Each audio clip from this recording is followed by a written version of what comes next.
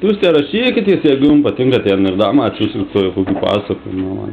Įdomu paskaityti prieš mane. Man nereikia, jeigu jums reikia, siūskit jūs tą teismą.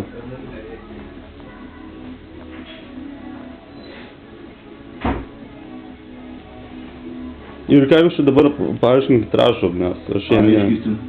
Jau mes tau išaiškinau visus. Per penkis kartus dar vis nesupratau.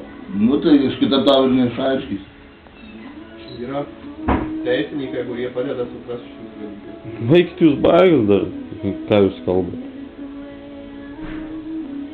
Nu tai kaip jūs nesuprantat, ką pats rašot, ar kaip čia... Aš suprantu, kodėl. Nu tai jūs man irgi paaiškinat. Aš išaiškinau, tau... Ne, aš nežinau, ką jūs rašom, aš už kriminalinį nusikaltimą, gal jūs kažką rašot. Ne, tai administracinės teisės protokolas, dar tik jį aiškinu. Tai jūs man išaiškinkit... Jūs ten nurodot, kas naudos automobilio... Tai jūs man priklauso tas automobilis? Ne, jums priklauso. O tai kur jūs man jį rašot? Dėl to, kad jums surašau...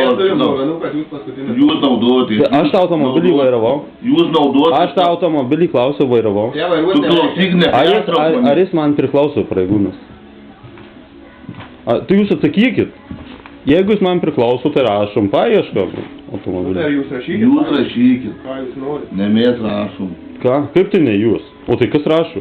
Jūs rašysit. Tai jūs rašysit. Jums balandžio 1 bus labai gerai atėti administracinės teisės pažeidimų. Ne, man lapkričio 1 geriausia. Klausiu, ar... Taip sakau, aš jums lapkričio man 1 Lapkričio 1 negalim. Kodėl? Nu tai gerai, gruodžio 1, nu tai bus patogiau. Galim po 2 savaičių. Mes jūs kviečiam balandžio 1 9 valandą ryte į nagrinėjimą. Kokį nagrinėjimą? Šitos savo bylos, kur surašiau. Tai kad jūs ką tik surašėte, čia pažeidimą teisės. Taip. Tai čia yra bus... Tai sakau, bylos nagrinėjimas. Bus balandžio 1 valandą, dieną 9 valandą, Marijampolėj, Kęstučio gatvėje 1. Supratai? Išaiškinau dabar viską jau. Tai jūs dar padiktuokit to automobilio, kuriuos rašot numeris ir... Audi 90 EMB 452. Na, aišku, tai tas automobilis kaip ir mano, bet aš dar jo neturiu.